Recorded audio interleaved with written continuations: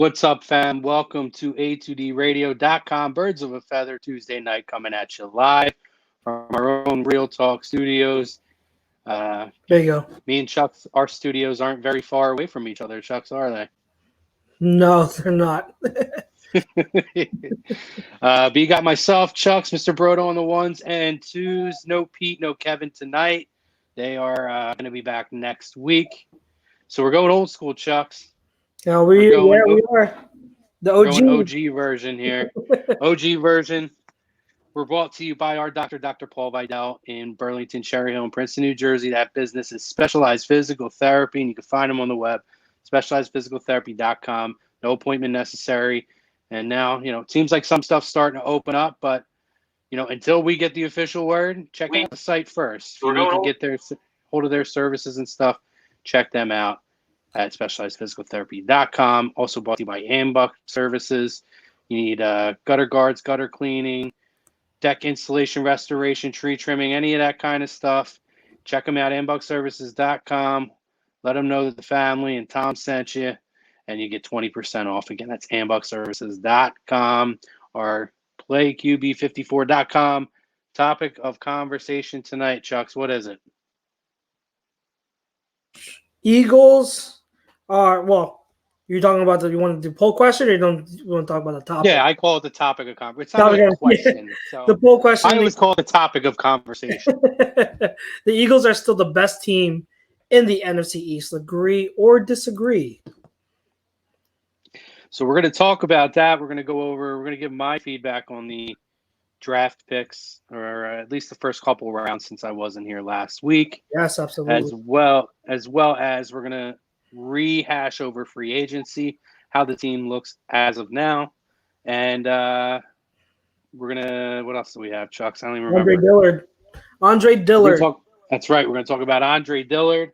Are you concerned with Andre Dillard with the heating up reports that Jason Peters may be returning back into the fold? And, of course, No Huddle will close out. We're going to give you a short show tonight, about an hour or so. Not too much, just a little taste of me and Chuck's. So anyway, yeah. Chuck's, what do you think, man? Just looking at the Eagles' free agency, the holes that they filled, the holes that remain, things that they did and addressed in the draft, head-scratching moves in the draft, or at least one move anyway. Where do you see the team stacking up in the NFC East? So it's a tough question to answer because, we're still not done the offseason.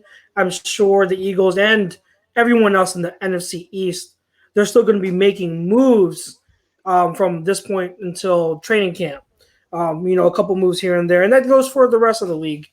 So it's a tough question. It's an early question to ask, but with free agency and the draft all but done, and we get to see for the most part what the teams look like, I'd have to say right now the answer is yes. I agree, and you have to consider, and I know we already have people disagreeing, and we got D Robinson M saying you guys are smoking something if you think the Eagles are the best team in the NFC East. We got James that says disagree. Mike Barker says disagree. What I will say to that is it's not that the other teams didn't improve. I really do like what the direction a lot of these teams are going into in our division. The Redskins with their hire look really good. The Giants and the Cowboys too have new coaches in place, and they all, from what I saw, Cowboys had a great draft. The Giants did well too. The Redskins, I'm a little less a fan of their draft. But overall, for the division did well this offseason overall, big picture wise. But you guys have to remember, when it comes down to winning the division, it's not just about the talent. And we saw that last year. It's about putting that talent together. The Eagles, considering all the injuries they had, they still found a way to win the division. They still, with Carson, with Doug, great coaching, and guys stepping up, they found a way to win a division.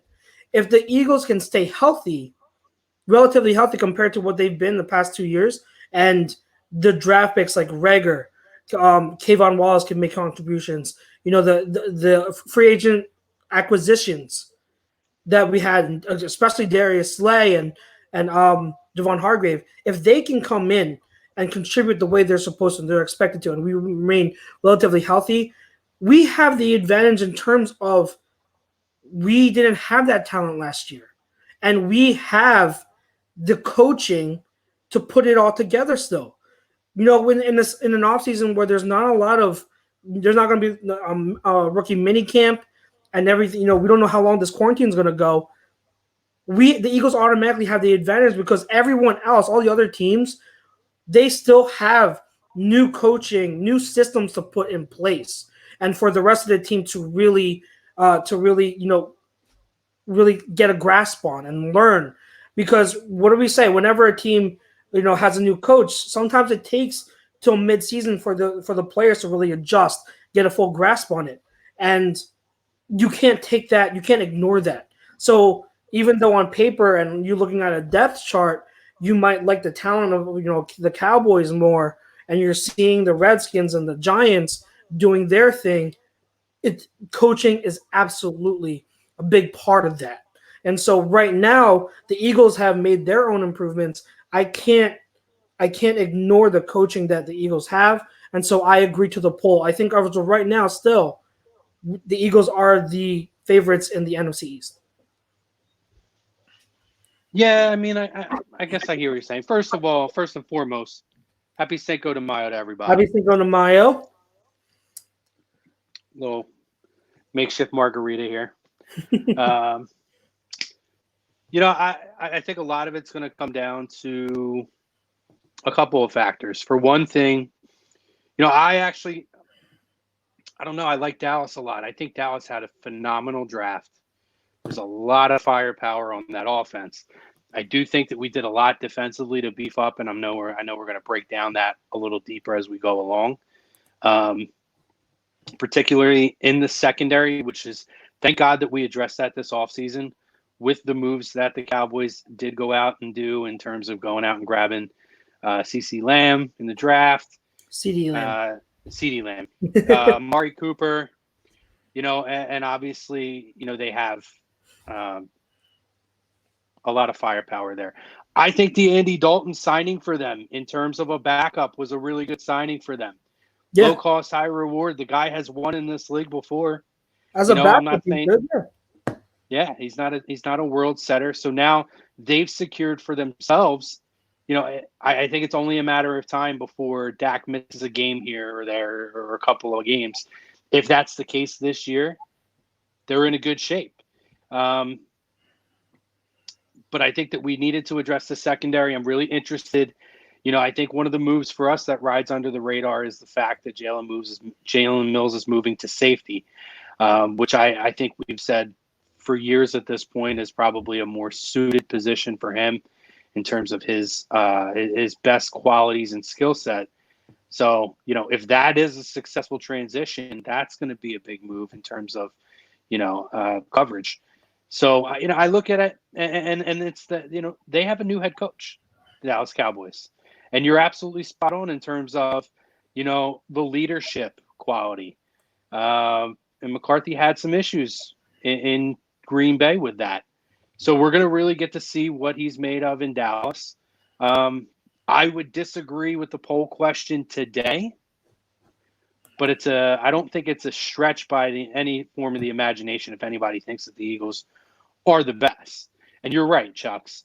Last year, in terms of what we were putting out there last year and the production we were able to get, as opposed to this year, kind of coming back with, all your bullets in the chamber again, ready to get locked and loaded and fire again. We don't know what we had last year. Let's be real. We lost to Sean Jackson in week 1 or week 2. And, the injuries were an issue in terms of really a measuring stick of what this team would look like coming in to this year. Robert Meyer says Kayvon, talked about Kayvon. He's going to be great. I love that move for me in the draft. He's a guy I had pegged to begin with, and I really liked his pickup. He's already got the mentality of a player in this city. I think that people are going to fall in love with this kid. He might be my favorite pick of this draft for the Eagles, to be honest with you. I'm going to disagree today.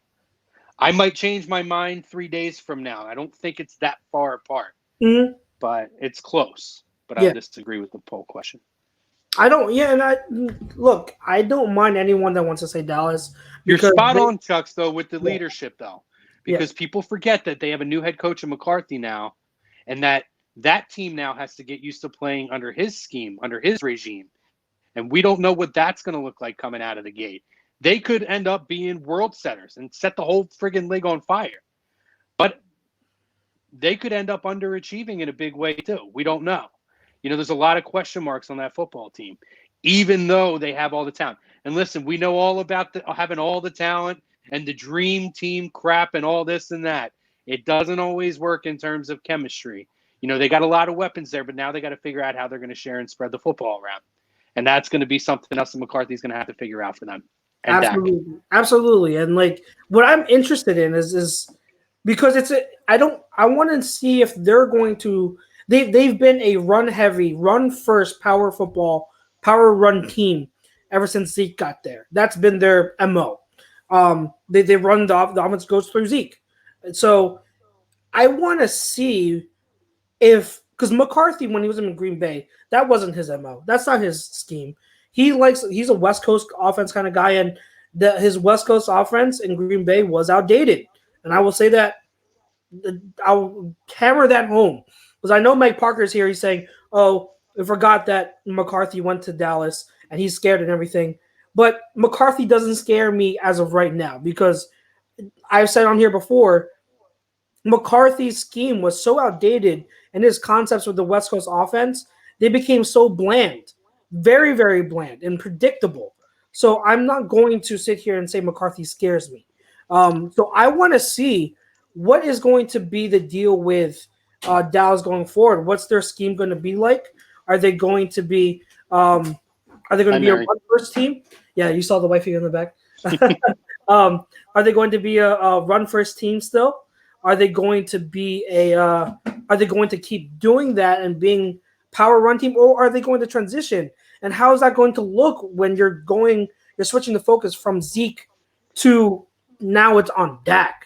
Now it's so hard. It's so hard too when you have Ezekiel Elliott on your football team to not be a power run team. Yeah, and that you're absolutely right. It's very intriguing. I can't see them straying too far away from that. But again, like you said, with the way McCarthy runs his offense, you would think that they will. So I don't know. I mean, he's never really had a running back like Zeke though, so that's going to be interesting to have him work with. And again, guys, let's not forget the strides that Miles Sanders made last year in terms of, I'm not putting him as a top 5 or 10, maybe 10. I'm not putting him as a top 5 running back in the league yet. I think he'll get there.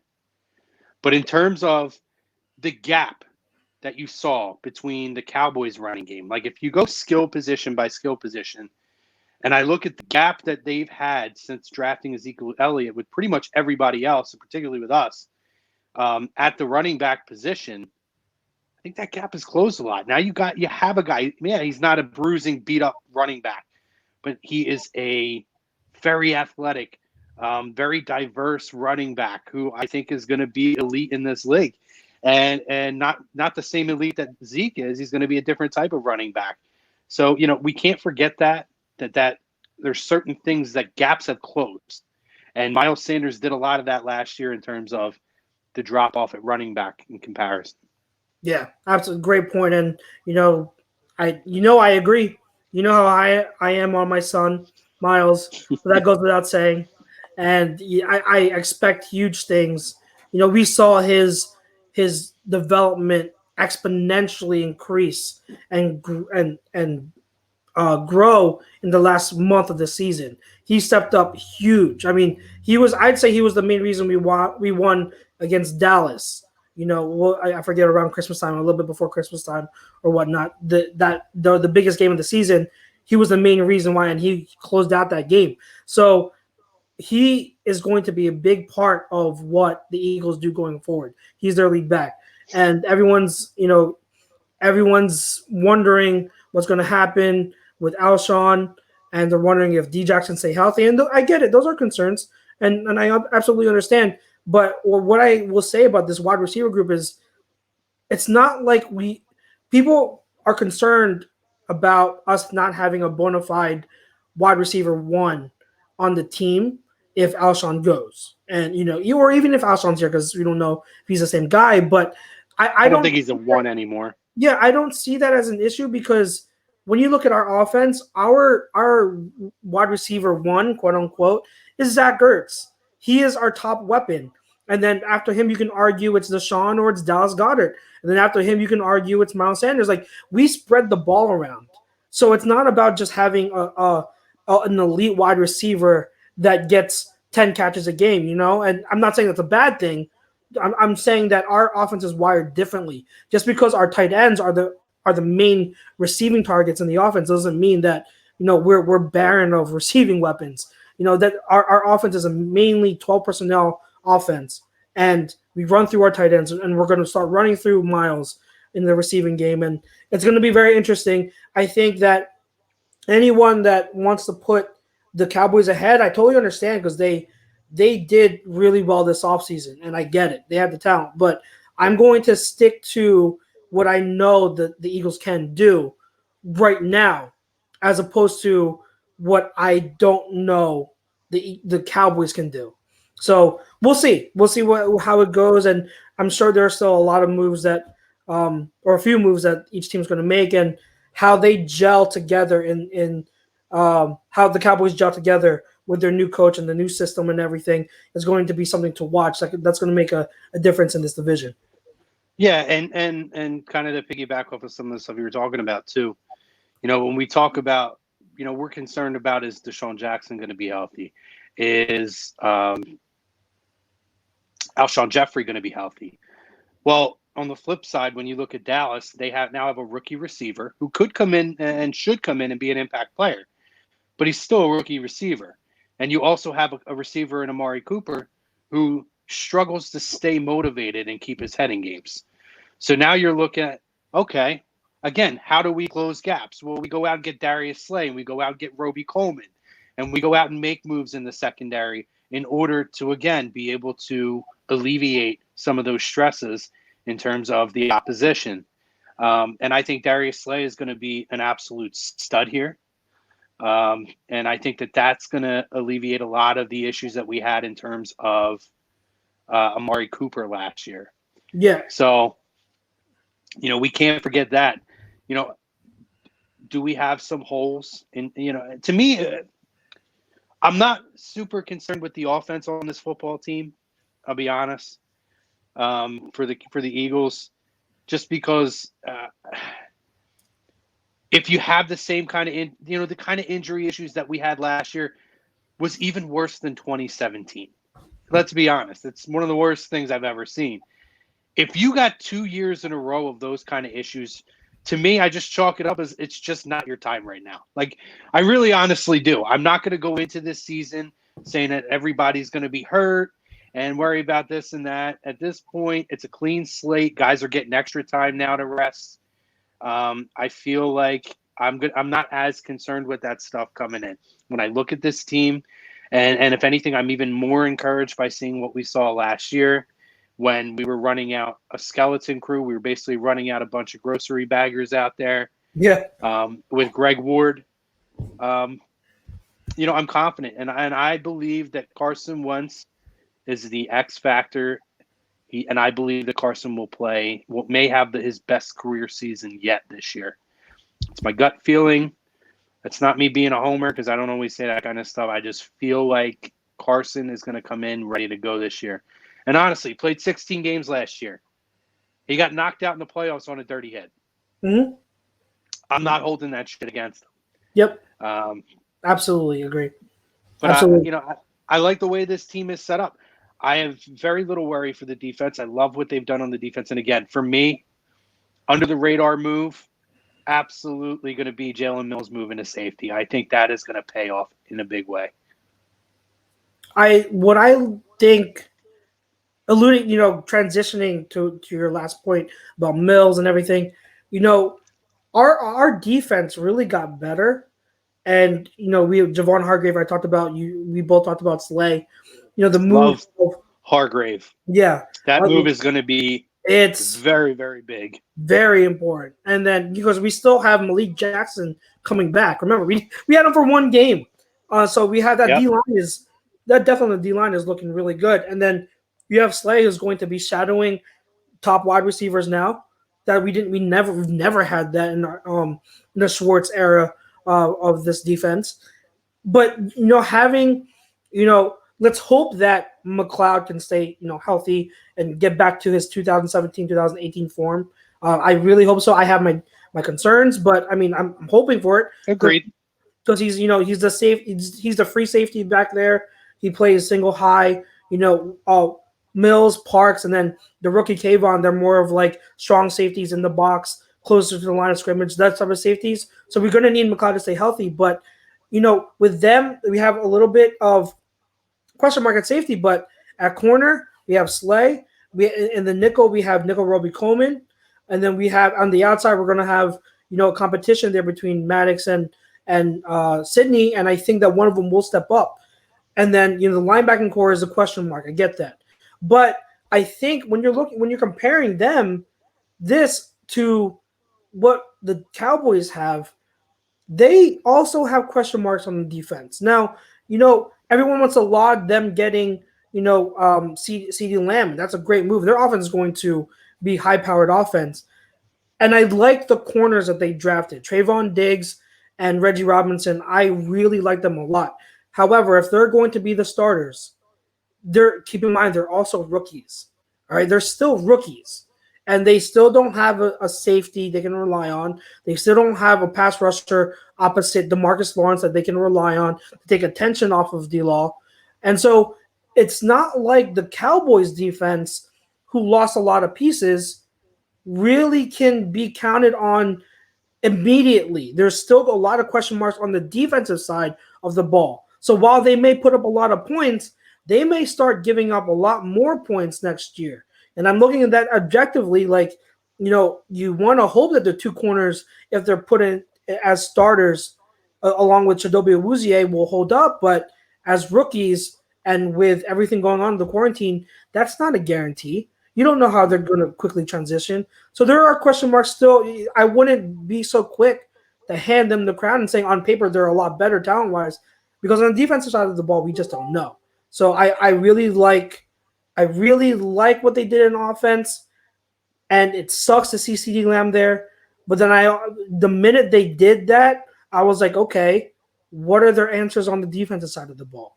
They answered. They bulked up on offense, but you still got to tell me what they're going to do on defense. And hey, maybe they pan out. Maybe the rookies do well. And I'm not saying it's impossible. I'm just saying we don't know yet. We just don't know. So that's another question mark I throw up there when it comes to the Cowboys.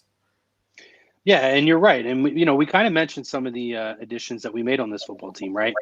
For all intents and purposes, Malik Jackson played one football game. So to me, Malik Jackson is a new addition to this football team. Hargrave is a huge addition to this team. And what does Tom and everybody else say on this station all the time, right? Where do you win the games? You win the football games up front. Dallas is going to have to put up a lot of points because of the defensive concerns that are out there for them. There is so many question marks. They focus so much, I feel like, on one side of the football, and they did a phenomenal job building that side of the football. But there are a lot of question marks there. And when I look at the pieces that we have in terms of a chess match, when you look at the additions that we made in the secondary, the additions up front, I have no concerns that this football team can put enough pressure on Dak Prescott to make him make mistakes. Or Andy Dalton, if something happens to Dak Prescott. I think that goes very under the radar. For me, if I have a concern with this football team going forward, I am a little bit concerned with the Andre Dillard situation at this point. And I've been a Dillard supporter going, through all of this, but something's not computing. Something is not computing there. Yeah, so and they have. Yeah. I mean, they have their concerns. And you know what, Chucks? I don't want to go back and harp on this again, but I'm going to. There was a stretch last year of a few games where it looked like he was starting to put it together. He played very well, very, very well against Khalil Mack. And then Jason Peters' name was sprinkled in at a point where I think we both agreed completely unnecessary. And I get the pressure to come either fill the shoes or play, just behind to be the heir apparent to a Hall of Fame player of that caliber. But I almost wonder if the organization has contributed to, I don't know if it's a lack of confidence or ability to pick up on the NFL game, because they say he's a hard worker. I mean, what did they talk about when coming out of the draft? This kid would get up at like 3, 4 a.m. every day and get to work and get himself ready to go, right? So I don't doubt that the kid works hard. There's something not computing there.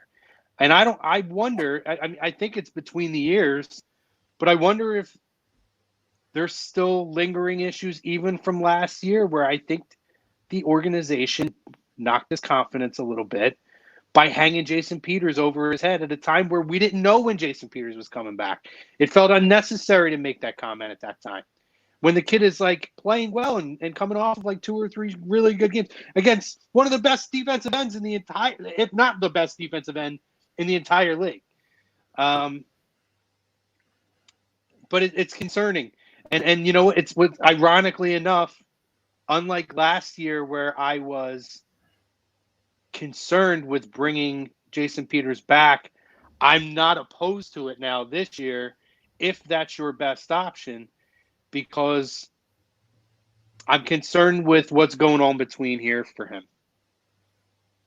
I hear you. And like with Dillard, this goes back like to last season. I mean, I remember the episode we did one week, and I remember Ryan and I going back, arguing about whether you bring Peters back and it's with Dillard.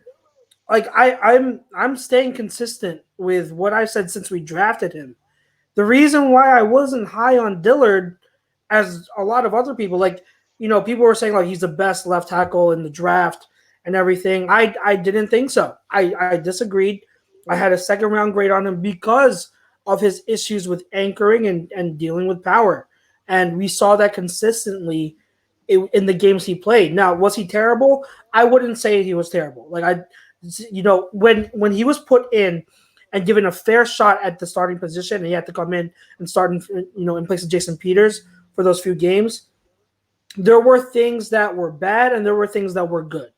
And so I wouldn't say I'm not going to say he's bad, but if you want to go to because I don't have any breakdowns that I did of his reps. I'm not sure, but a few days ago, Jimmy Kemsky put out an article, and then on Twitter he made a thread of a lot of breakdowns of Dillard's issues, and you see constant plays where Dillard is getting pushed back into the lap of Carson Wentz, where he's having issues anchoring and making a lot of mistakes. And those are the things that I observed and I saw. So if you want to see for yourself, I mean, I'm not making them up. You can see there and see on tape. And a great thing that came up was Trey Thomas, who's a great follow on Twitter. Trey Thomas is great. He replied to each of those gifts, the breakdowns, and he gave his breakdown of what was going on and the issues that Dillard was having, and some of them not even the issues that just Dillard was having, but the whole offensive line. So if you want to learn about like offensive line play and everything, go check out what Trey Thomas said in those tweets. It's great content, great to learn from. But I've had this concern about Dillard, him being not only physically not strong enough, but not mentally strong enough. There were reports of him crying during training camp last year, and having the coaches having to talk to him and calm him down. So it's something that was in the back of my mind. But that being said, I always said from last year up until a few months ago, I would still prefer giving the reins to Dillard this season, because as your first round pick, you have to start him. You have to start him at some point. You have to hand over the reins. That being said, when it comes to this close to training camp, and again, I'm bringing this up, the quarantine, we just don't know how these guys are going to be, how ready these guys are going to be in training camp and the preseason.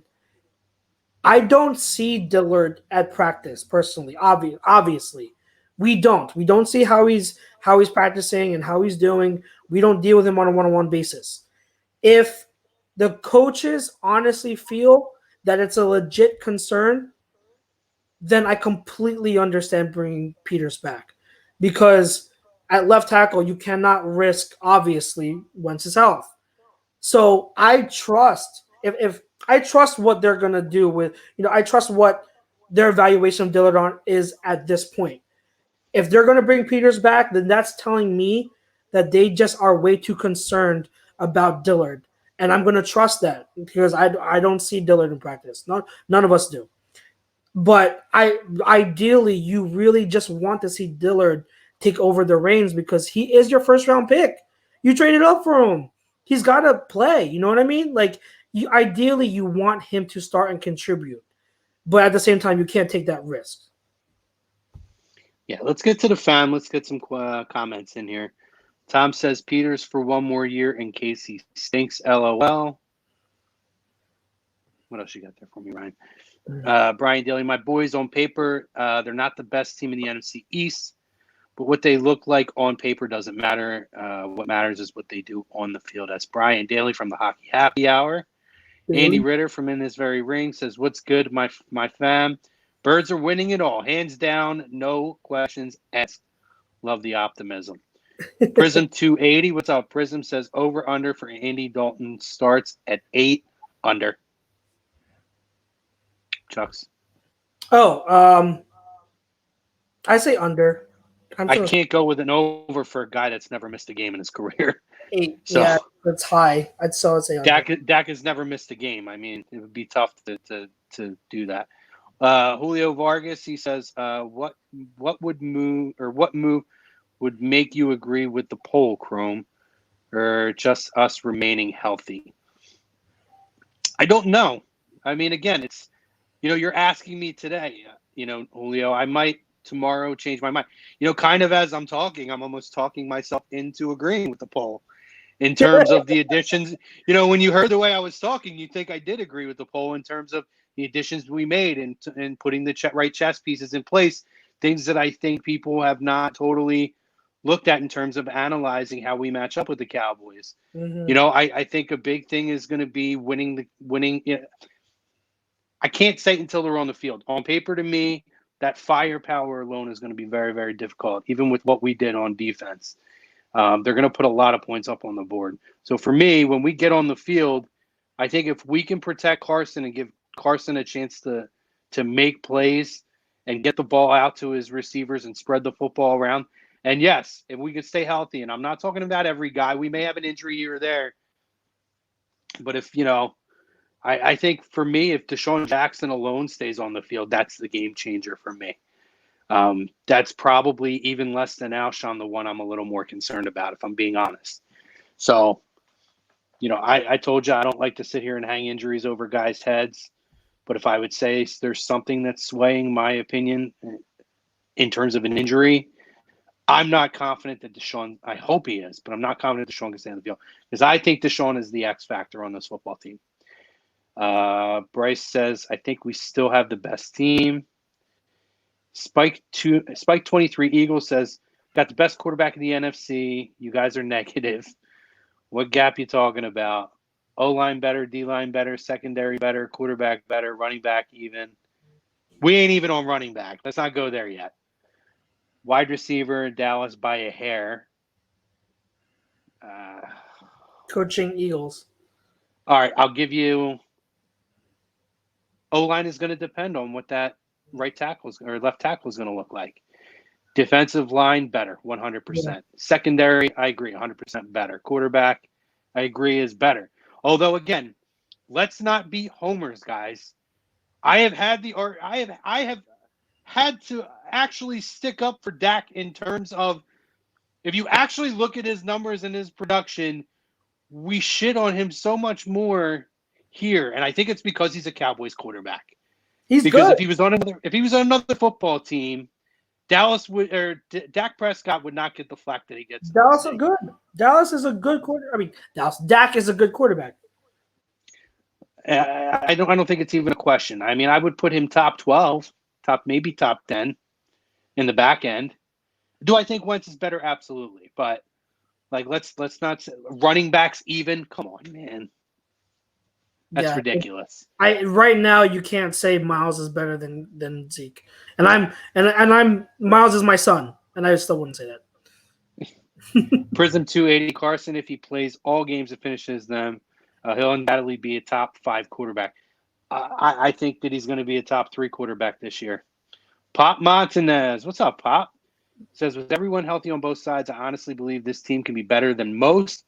If Sidney Jones can finally step up and be healthy, they will be fine. Yes, question mark, but possible. He's another X factor on this team. Sidney Jones, if he scratches the surface on the potential that this kid has, he's a difference maker in that secondary. And this is it. This is the make or break year. I'm shocked that he has yet another make or break year, but this is the make or break year. It's because of those he had at the end of the year. That's what gave him like that little bit. You're right, and I don't. If we didn't have that sample size there, I don't think this kid is even a consideration on this football team this year. I hope that he makes that next step. Maybe he's finally healthy and has a little confidence. We'll see. Tom says, I'll take Peters back. I will at this point, too. Marquez Motley, Dak, 97 TDs, Wentz, 97 TDs, Wentz, 8 less games. Right. I mean, it's not a huge difference. You also have to consider, though, that Dak has Ezekiel Elliott. So it's a different offense. Different type of offense. When your premier player is the best running back or a top 2 or 3 running back in the league over the last 4 years, then you're probably going to throw less touchdowns than some of the other guys because you're going to pound the football. So to me, that is a moot point. Dak and Wentz is a push. Dak has a higher this is from Prism. Dak has a higher QB rating than Wentz career-wise. But this is the thing. Going off of your last statement and then going into what Prism says, this is why you can't just look at numbers because there's a lot of other X factors. What do I always say? Stats are meaningless unless you have context to them. What you said about Dak probably throwing less because he has Zeke and they're a run-first team, so his touchdown numbers will probably be less. Absolutely. But then if you're going to throw out quarterback rating, you have to also consider that since Dak has an elite running back and they're a run-first team, his passes are largely predicated on play action. And when you have play action and you have a guy like Zeke where the defense is crowding the box, Dak has a lot bigger throwing windows and better throwing windows to throw to his receivers. So his passes aren't as high of a difficulty as Carson. When Carson, the offense runs through Carson. It's a pass-first offense, and Carson has to make these type of reads that aren't just all play action. There aren't just all RPOs. He's going through full field progressions, timing-based offense, something that Dak can do, but Wentz does because of does at a higher level because in large part, 1, the talent, and 2, the systems are just different.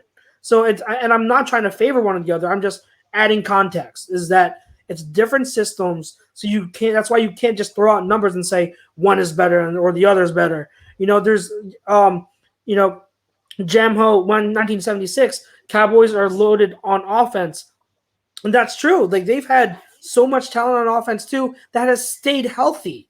They've stayed healthy, so you got to add that into context. So I'm always going to be someone who's going to look and evaluate film, and that's why I always preach that and say who to me is a better talent when you consider everything, all that context. So can we go back to Robert's comment?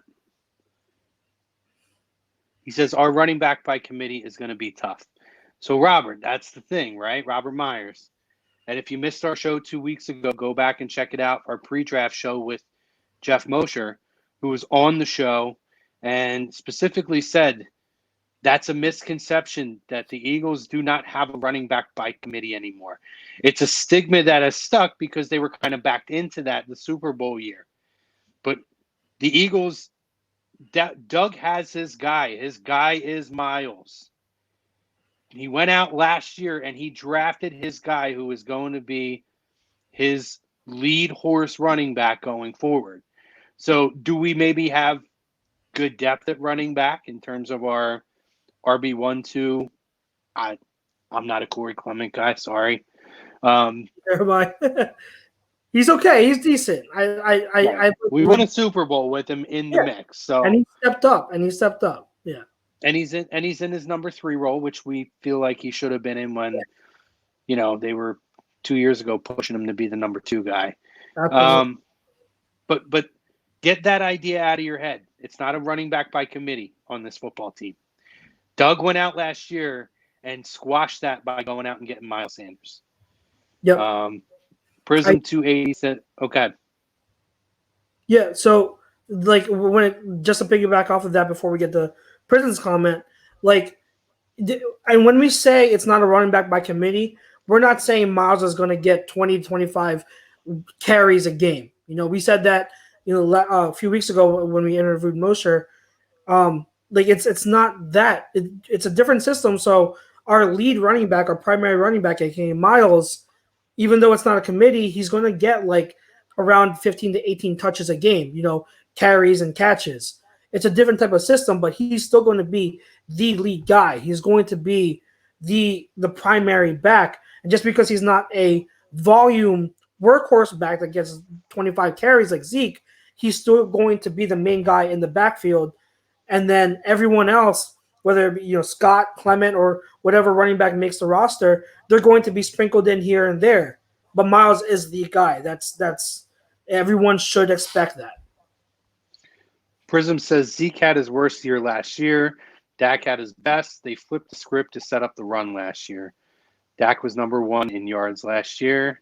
I see them as the same players ultimately. I don't agree with that because a lot of what's his name, Kellen Moore's scheme was play action based. So just because they didn't run as much and Zeke had a down year because Zeke just wasn't as himself as compared to years before, just because his performance was bad doesn't mean the scheme and the offense was different. They go look at it. They tied, especially early on in the year, they tied a lot of concepts to play action. So I don't completely disagree. What I will say is that Dak made an improvement last year from the previous year, and he absolutely got better. Last year was absolutely his best year in his career. So I will say that, and to me, he's around the top 10 quarterback. Prism says, for the record, I am a fan of no NFL teams, only TCU players. I cheer for them wherever they go. JJ Trilla says Zeke about to run all over y'all. Y'all's quarterbacks are still trash. Even Slay. Yeah, okay.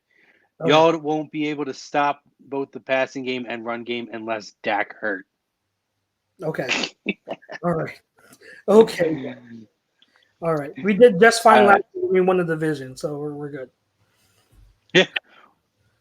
And they went out and CeeDee Lamb is the difference maker. CeeDee Lamb is the world changer. That's going to change that football team. Hasn't played a game in the NFL yet, and he's already winning them Super Bowls. Forget that you have the unmotivated Amari Cooper out there. Forget the fact that you have Zeke coming off of his worst NFL career year. Not that I don't think he's going to bounce back, but whatever. Robert Myers, I just think Boston Scott will get a lot of touches. I think we agree, and then maybe not even necessarily all out of the backfield. Marcus Motley says Dak was 1-7 against teams over 500. He was cooking bad defenses, just empty stats that led to 8-8. Jay Trilla says y'all keep talking about Dak and the offense like they were the problem. No, we weren't. It was our D. No, I don't know what he's talking about. We actually said that. So Jay Trilla clearly didn't watch the whole first 30 minutes of the show where we did nothing but talk good, where I actually sat here for 20 minutes and talked about how good the offense is, and that you said and I said their concerns are on defense, no concerns on offense. Bro, don't come in here and try to troll this show when you don't have a fucking clue what you're talking about, all right? Absolutely. So don't come in here. Don't try to put words in anybody's mouth. Don't sit here and try to put stigma on us, and you don't even know what you're talking about, homeboy. So take a walk, take a hike. James Young, Cowboys lost Travis Frederick and are hoping to replace him with a fourth rounder. We're not too worried about Zeke. See, I have said on multiple shows, I love the Cowboys draft for them. I look at them as winners. I did too. I put them as a top 5 draft. I love their draft. Listen, dude, we got Cowboys fans that come in here and we talk with all the time. That dude's just a clown coming in here trying to troll. Yeah. What else you got for me, Ryan? Philip Hewlett says, "What's good, fellas? Let's go Eagles." What's up, Philip? Bryce Blackwell, yeah, Dak 1-7.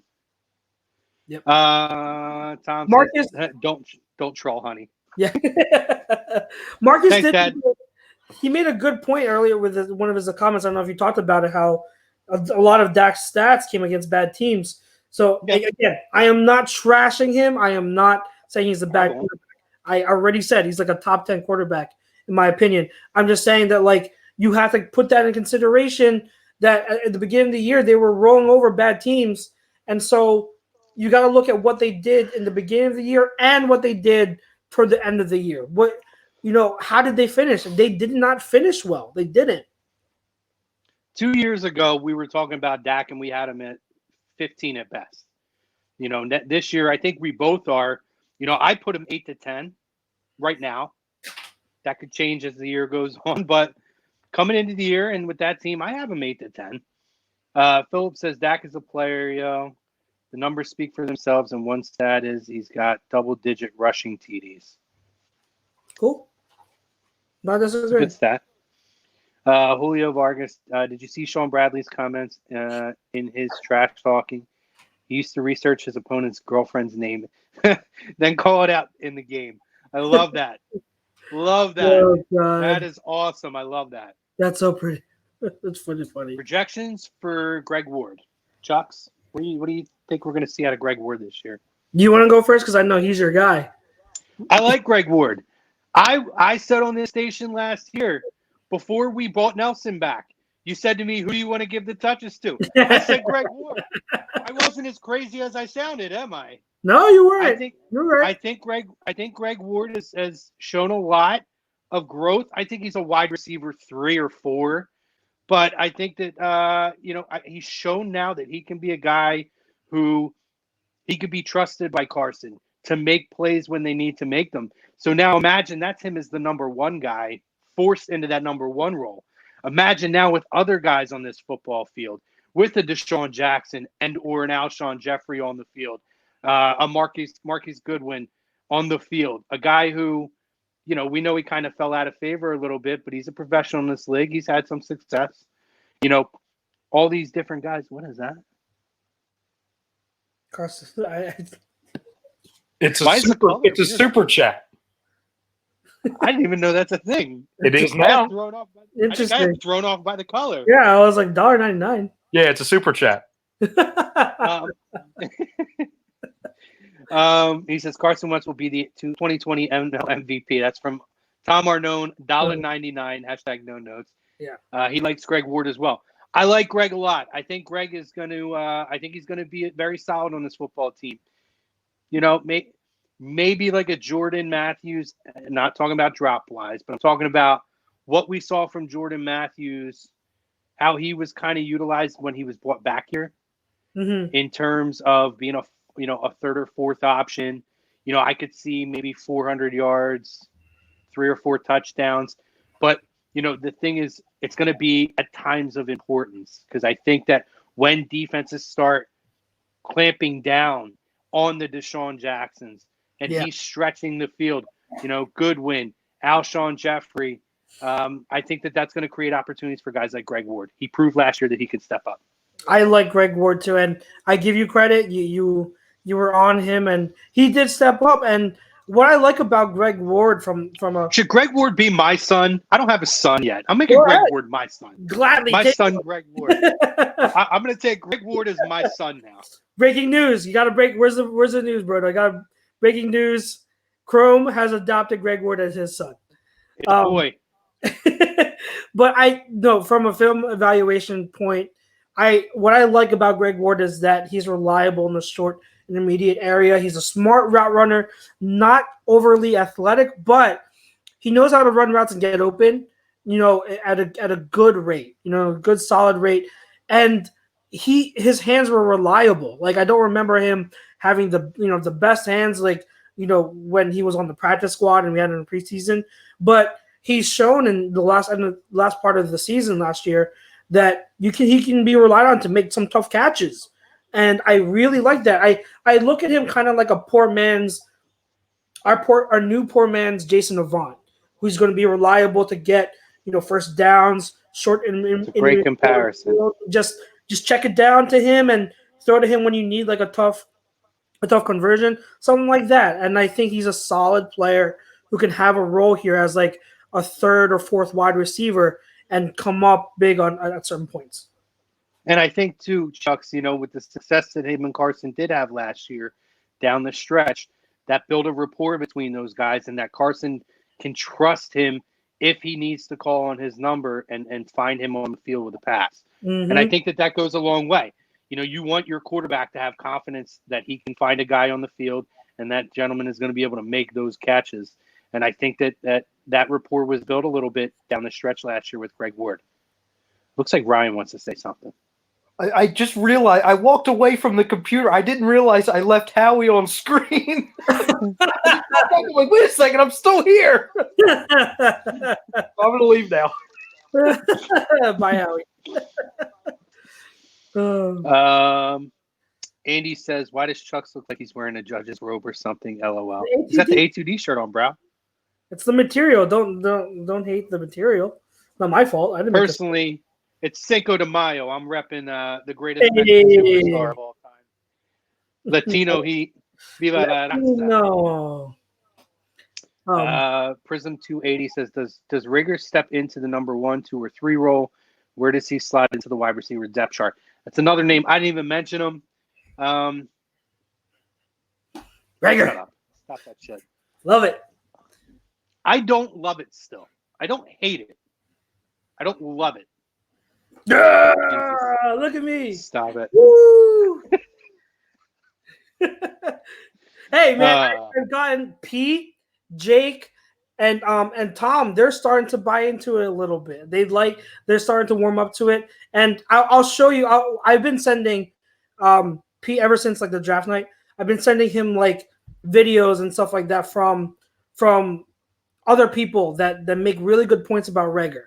And I can send them to you too. Like my old instructor from the scouting academy, he did a breakdown of Reagor and how he fits in this offense.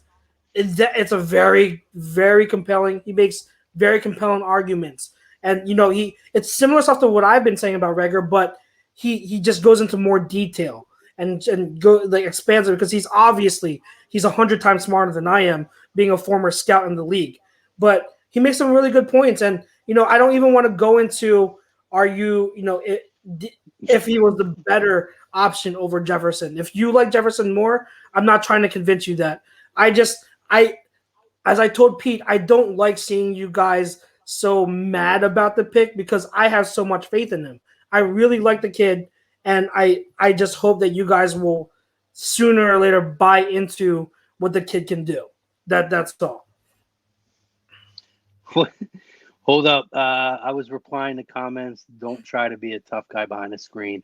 Well, don't be a tough guy in my comment section because I ain't trying to do that. I'm just giving my opinion and trolling back.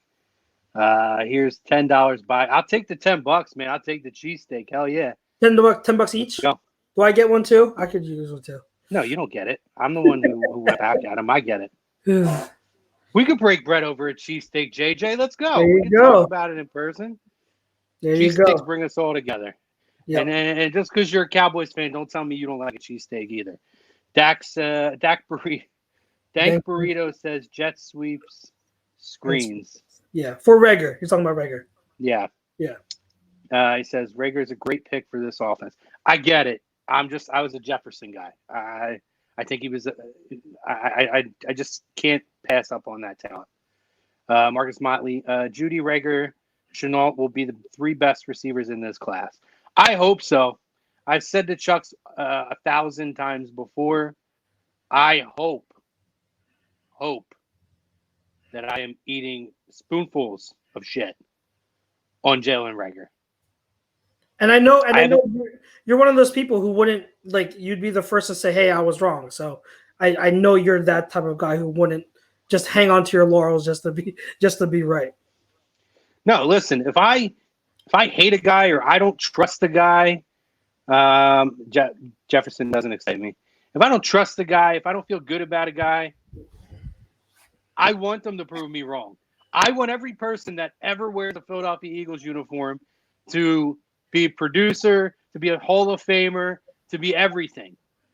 I will never, ever, ever, ever be afraid to eat my own words and admit that I was wrong. Because if I am wrong when I'm negative on a guy, it means that he's contributing and we're successful. And I will take success over pride any day. Yep. And there were people asking, I forget whose question it was, I'm sorry, but he was asking what his role would be and what we would project for him. To me, stat wise, if I'm going to project, I'll say maybe 700 to 800 yards and 4 or 5 touchdowns. But for his rookie year, I'm saying. But to me, Rager's impact goes far beyond the stats, because we were saying last year we were missing that deep threat element that Deshaun took with him when he got hurt. We had no one to stretch the field vertically, and then that crowded the intermediate and short areas of the field, where it made it so difficult for Ertz and Goddard to work, for Greg Ward to work, for Miles to get room. But when you have now Deshaun coming back, but then you have Rager, who's another deep threat and an explosive threat to be that vertical weapon, you're creating space for everyone else. So him just being on the field adds so much more value to this offense, because he impacts the offense without even touching the ball. That's one of the reasons why I was so much higher on the Eagles getting Rager, because he's more of what the Eagles need than Justin Jefferson, who is more of a possession slot guy, which is great. If you need that, you need that. But this offense, we already have our possession wide receivers in Ertz and Goddard and even Greg Ward. We don't have reliable deep threat outside of Deshaun. So that's why I love Rager, and I think he's going to do great things and be a really good weapon for this offense. Yeah, here's what I'll say about Rager. You were kind of spot on with it, right? So what did we miss on this football team? Stretching the field. As much as, we want to, Mike Wallace a couple years ago was supposed to be that guy. That didn't happen. Our Super Bowl year, we had Torrey Smith, who wasn't a world setter with the numbers that he put up, but because he was able to stretch that football field, it opened up opportunities for other players. We didn't have that last year. Deshaun went down week 1. Alshon went down. A whole lot of things went wrong. Nelson Aguilar stuck balls. It was a big issue there. But I do believe if Deshaun isn't able to stay healthy, Jalen Rager can step into that similar role, and you can still have that guy who's going to stretch the field. So in that term, I definitely see the fit, and I'm okay with that. I still like Jefferson more. And that's fine. Yeah, that's perfectly fine. Philip says, we can forget about those times Nelson fumbled. I can never forget about those.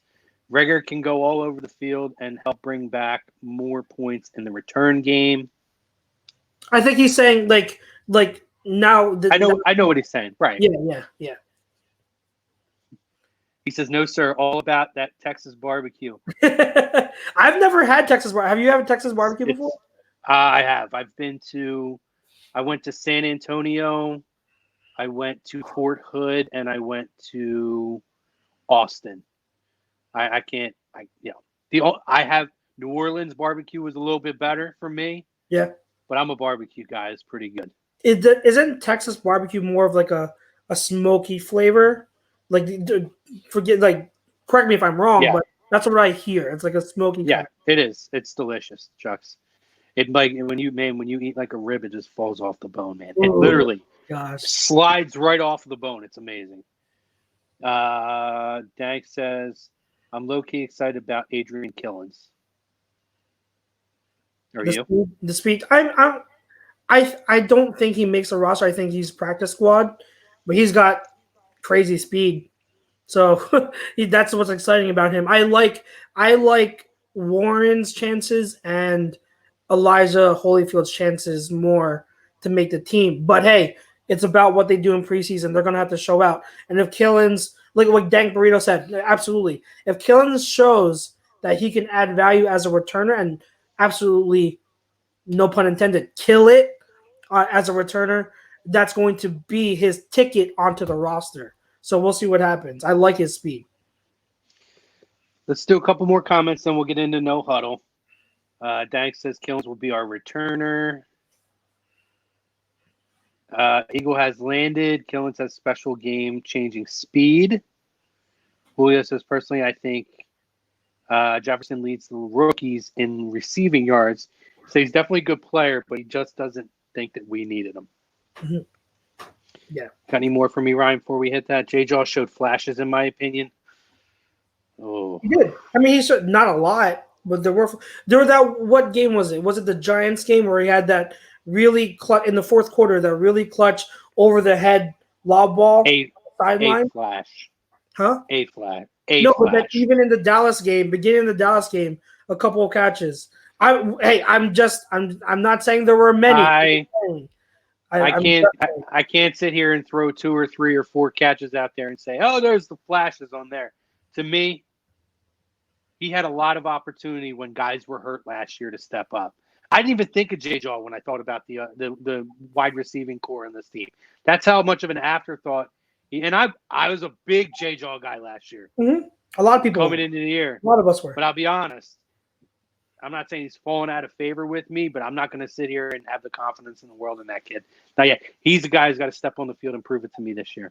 Did you hear, before we get into the huddle real quick, he had an interview with a Spanish radio station. I don't know if you heard about that, but in the interview, he talked about a lot of different things, what happened his rookie year, and among them, he was stating that, remember how they were trying to have him learn at different positions?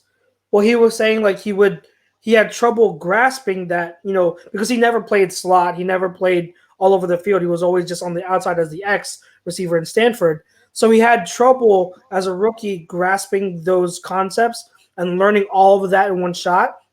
And to be fair, I don't blame him, because for a lot of wide receivers, that is difficult. Wide receivers is usually, that's a position where it takes you a while to transition. And then if you're putting a lot of stuff on your plate that you never did in college, that's a lot to learn. And then he also was saying that he was hurt through a lot of that middle of the season. So we were always asking, what happened after the Lions game? Why didn't he get more, more reps? That could explain why, because he was hurt a lot and we just didn't know about it. So those are some things. I think it was very interesting. I think it's way too early to give up on the kid. But to your point, it's at the like right now with all the other names we mentioned and we brought into the team. It's also like it's not like we should be expecting him to play a big role. It's if we can get anything out of him, it's a bonus. It's a great thing. But right now, it's not like we can put that the bar isn't high right now going to a second season. Chuck Prison wants to know, do you believe that Dallas and Philly will make the playoffs?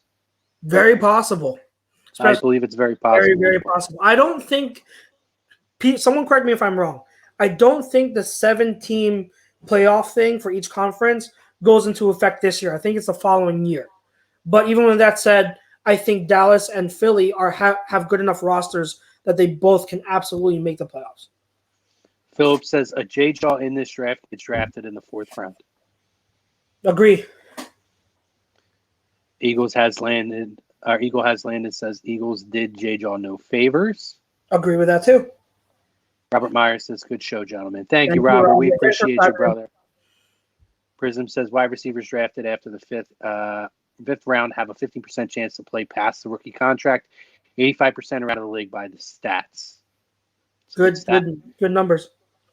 Philip says he was asked to do a lot. Can't give up on J-Jaw when Matt Collins and Nelson Aguilar were retained.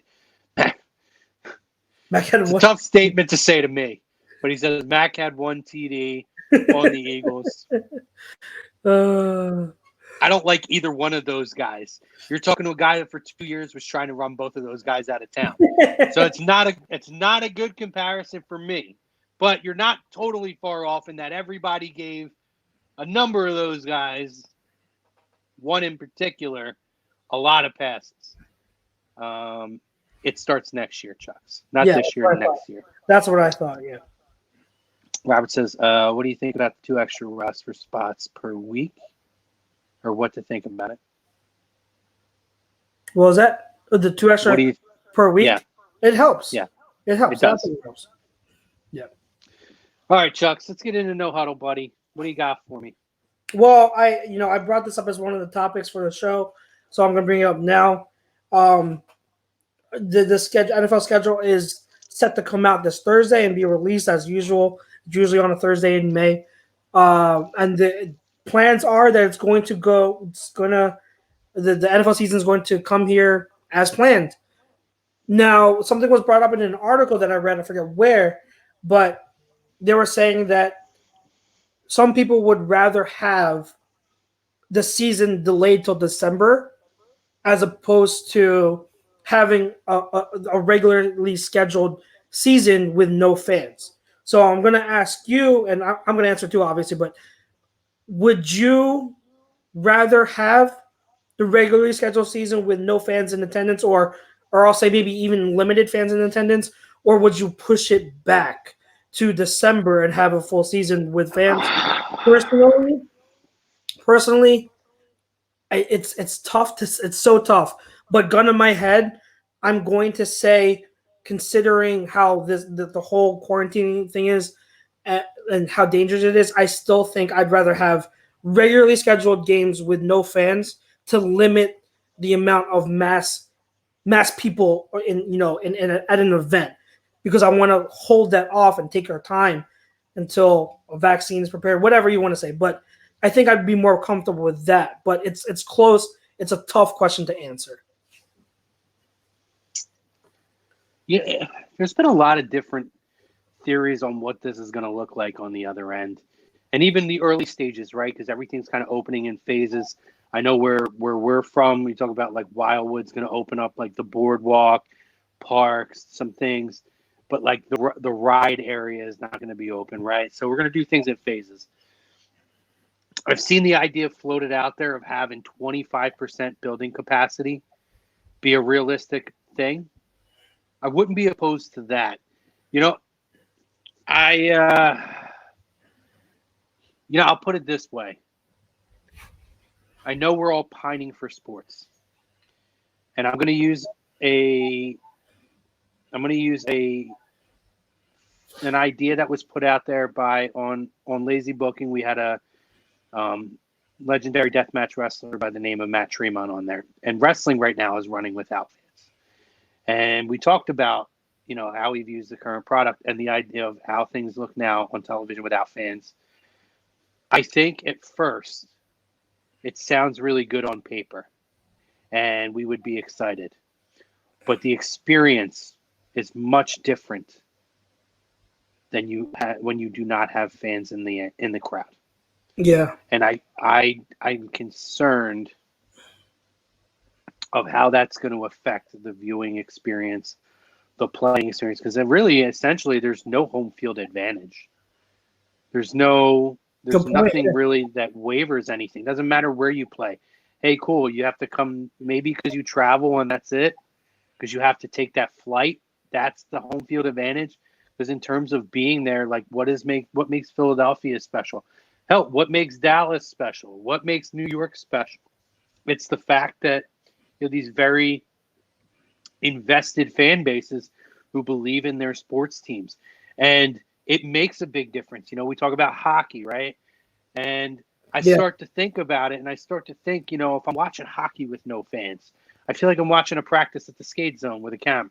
If I'm watching the NBA without fans, is it really going to be the NBA Finals, or is it going to be, you know, a logo that says NBA Finals on the court, but it's going to feel like it's a rec league game with just really talented guys? You know, if I had my choice, I would figure out a way. I don't need 100% capacity of arenas and stadiums. But if I could get, you know, I've seen the idea floated out there that's very realistic, that they can get to a point where 25% capacity would allow for proper social distancing. Yeah. I'd be game for that. Okay, yeah. I would have no problem with that. Yeah. You know, I imagine in terms of what that would look like is, you know, if me and you go to a game, we would probably be sitting next to each other. But then once those seats are gone, you know, they have a certain number of seats that have to go on bought in that row. Yeah. You know what I mean? You know, so you know, I don't know how it looked like the logistics, but you know, just my experience I've already had watching wrestling and stuff like that. And you know, Matt Tremont talked about on our show how it was fun to see at first, and you appreciate the effort by people for the entertainment. But at the same time, it definitely takes away from the experience. And I can tell you for WWE, the ratings are taking a hit. I just see Phillips says crowdless football is like watching the combine. Yeah. I don't know. I don't know how I could get up and two trucks. Even if unless we're like, screw it. We've been quarantined. We live down the street from each other. We'll hang out and watch games together. And I have somebody to get excited with. Watching a game with nobody in the crowd by myself doesn't excite me. Mm-hmm. It's not going to feel like football. I'll watch because that's what I'll do. I'll need entertainment. But I don't look at it like, oh, it's going to scratch my itch for professional sports. Like, I don't think it's gonna scratch an itch for fresh entertainment, but it's not gonna feel like it does when I watch the Eagles or I watch for you guys the Phillies, for me the Cardinals, or the Flyers or the Sixers or whoever your sports teams are. Yeah. It's not gonna feel the same. About the only one that I truly feel like could do it, golf, without a single fan. Well, golf can. Without a single fan is baseball. Because I don't feel like you get crazy baseball crowds unless it's the playoffs. You really don't get a lot of like crazy crowds. You don't notice them as much unless it's a home run. It's a different type of game, right? Like and I'm not trolling baseball whatsoever. Right. But like from what I've been told and what I've experienced, because I have gone to a baseball game before.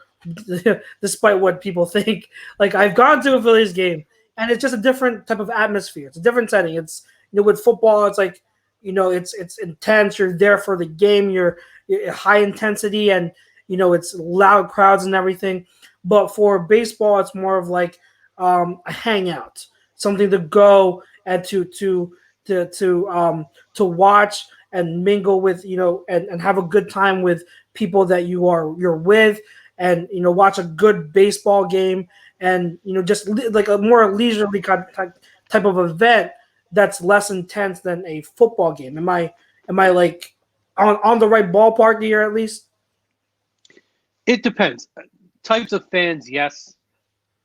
Also, you know, when you have your real hardcore baseball fans, the thing is baseball is a very strategic game in a very different way than the other sports. You know, when you talk about every pitch has a scenario to consider. Every intricacy of baseball, runners on first, second, third, you know, how do you pitch a guy and, you know, where are his hot zones at? Okay. Now, if I throw this pitch and it depends on each pitcher and their first, secondary, third pitches. And then it also depends on how many runners are on base, how many outs there are, what inning it is, who's on deck, What's the scenario look like if this guy? What's this guy's numbers like with these guys on, in scoring position? There's so many intricacies of it, and that's kind of why baseball gets a knock. And I'm not getting off on a weird tangent, but I will say this about that: baseball gets a knock because people say it's a slower paced game. It's not that it's a slower paced game. It's just a very. I'm not saying the other sports aren't strategic, but Chucks, I'm telling you, if you learn baseball, it is the deepest, most strategic game that there could possibly be in terms of a professional sport. And there's so many scenarios to consider for a 9-out game without a clock. It's crazy. And I feel like that sport can still be enjoyed the same way from home as it would be in a ballpark. And the fact that you're right, you also don't have, you don't have the constant fan cheering and this and that of that. That I don't feel like to me, that would still feel like I'm getting the sport fix of it, not the entertainment, like a fresh entertainment fix. Yeah. When I look at football and I look at basketball and I look at hockey, the crowd is definitely a major experience of them. And I'm not saying the sports aren't great. Those professional sports are great in their own right. But I feel like it becomes very hokey and very practice squad or very, rec league without fans in the crowd. And that's where I'm concerned. Yep. If I could get 25% of capacity of buildings and they can properly seat people for social distancing, I'm all in. Yeah. I'll take what I can get, but I wouldn't be overly ecstatic about sports coming back with nobody in the crowd. I hear you. And it's great points. Great points. Obviously, the NFL lost an incredible legend the other day in head coach Don Shula. He's obviously a legend in the business. He's won Super Bowls with the Dolphins. One only team to have a perfect season. And on top of that, the winningest coach in the history of the NFL. For Philadelphia, it may be a low light. I don't look at it as a low light. I look at it as it's an honor for the crowd to be there. I was there in '93 when he became the winningest coach in the history of pro football and was carried off of the field at Veterans Stadium. And I've said on shows, and A2D's done some really fun, creative shows, throughout this quarantine of, favorite sports moments that you've been in attendance for and stuff. And I have to say, when I really think, I have a few, and taking the wrestling stuff out, just actual professional sports. For me, a big moment was going to the World Series because it was a goal in my life. I didn't care if it was my team or not, and it wasn't my team that went, but I was able to go and watch 3 World Series games. That was a special moment for me. The NFC Championship game for the Philadelphia Eagles against the Vikings is my number 2. Probably number 1. I'm lying. That's number 1. But my number 2 is honestly watching Don Shula get carried off the field. I was 8 years old, and it was one of the first football games I went to. I think it was like my second game maybe. And I can still remember. I can remember it, dude, like it happened a month ago. Of visually watching him get carried off of the field and into the tunnel. It was a special moment. He was a special head coach, a really good guy. His longevity in the league. We talk about these eras and these coaches who their style get outdated. You talked about McCarthy. Don Shula constantly evolved with the game. The game got more athletic. It got faster. Don Shula went out and he built teams to succeed in all of those different eras. He didn't win a ring in his later years, but he made a hell of a run with Dan Marino a couple times. And if dickheads like Pete Stoyanovich could have made a couple field goals, they might have had a shot at winning the Super Bowl. Dickhead. But anyway, he's a legend. He's my favorite football head coach, and passed away at 90 years old. So, obviously rest in peace to the legendary Don Shula. I don't know if you have anything you want to add to that, but yeah, no, I agree with everything you said, and he's definitely one of the icons of the NFL. And all I'll say is, and maybe it'll never be broken, but it's from a football perspective, it's nice to know that he lived and he as the only coach to have an undefeated season, and that he will that's all he will remember during his life is that he was the only one to be able to do that. And I think that's that's a really special and prideful thing that he can take with him, and to his dying bed. And who is it? Mercury Morris. That whenever there's a team that Dude, I comes love close, Mercury. Whenever Mercury drops a soundbite too. yeah, I always think of that, and it's a special. That's why it popped in my head, because every time a team comes close, but then they don't make it to that undefeated season, like it's another notch for that team to be able to say we did something that no NFL team ever could. And I'm glad he was able to live his life and have that with him, and that's a present to him that I think that we all could say is well deserved for the type of coach he was, the kind of person he was. And prayers out to him, rest in peace, and prayers out to all his family too. He's definitely going to be remembered as one of the greats ever. Yeah, and just to piggyback off of that too, real quick, Chucks.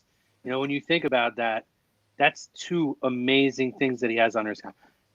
At some point, it might be 50 years from now, somebody else is going to figure out a way to go undefeated. It's much tougher now to do it.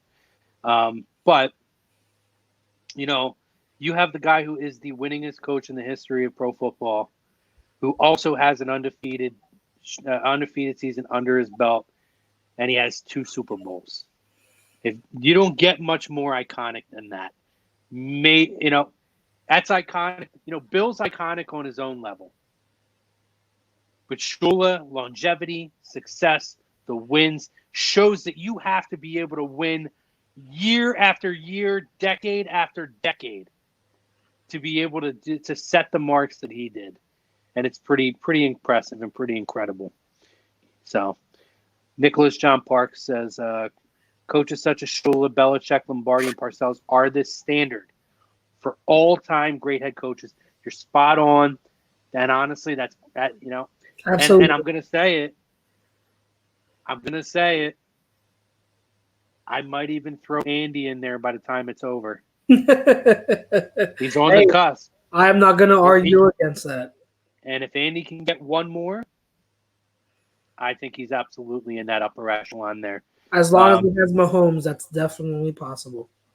Anything else, Chucks, for the good of the cause, or are we good for tonight? I think for tonight, I just want to say, everyone, thanks for tuning in for the shorter show. We'll have everyone hopefully back next week. And next week, we will be having our show at an earlier time. So tune in. We'll be on around 7:15. And we will, starting next week, this is one of our, going third year now, one of our better things we do during the offseason. We are going to start our positional rankings. So each of us are going to have our own rankings for. We're going to start obviously with the quarterback position, and it's going to be fun, especially with 4 guys on now. It's going to be fun to see how all of us compare our lists with each other. And I know it's always a great show that we've had doing these rankings. So I'm excited for that. So everyone, make sure you stay tuned at an earlier time starting next week, and definitely come prepared with your own lists. I want everyone listening, make your own rankings for quarterbacks, and we want to definitely be able to compare and hear your thoughts, get your opinions on that. Yeah, we want you guys to drop. We want you guys to be into it. We want to hear what you guys have to say. We want your picks. We might even tweak the way we do it. We don't know. We're discussing if we're going to change it up from the last 2 years. But we want you guys to be engaged. And this is, you guys know it. This is the place where we break bread. People buy cheesesteaks for people, and we all have comments in here.